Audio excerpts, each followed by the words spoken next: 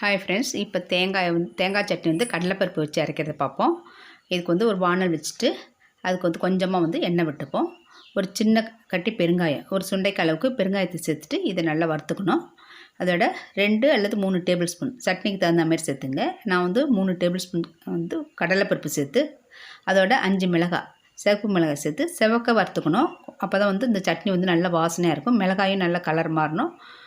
இப்போ அதை எடுத்து வச்சுட்டு அதுலேயே அந்த எண்ணெயிலே கடுகு, உளுத்தம்பருப்பு, கருவேப்பிலை போட்டு தாளிச்சுக்கிறேன். இந்த சட்னிக்கு தாளித்து இதையும் எடுத்து வச்சுட்டு ஃபஸ்ட்டு மிக்சியில் கடலைப்பருப்பையும் மிளகாய் அந்த பெருங்காயத்தை ஃபஸ்ட்டு அரைச்சிட்டு அதுக்கு பிறகு தேங்காய் எடுத்து வச்சுருக்கேன் பாருங்கள். இந்த தேங்காயை சேர்த்துக்கலாம். நல்லா அரை மூடி அதோட இன்னும் கொஞ்சம் கூடயே நான் சேர்த்துருக்கேன். இதை அதோட உப்பு சேர்த்து அரைச்சி எடுத்துகிட்டு வந்துடும்.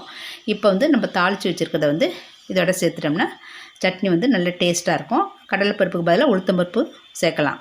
இந்த மாதிரி செஞ்சு பாருங்கள். பிடிச்சிருந்தா லைக் பண்ணுங்கள்.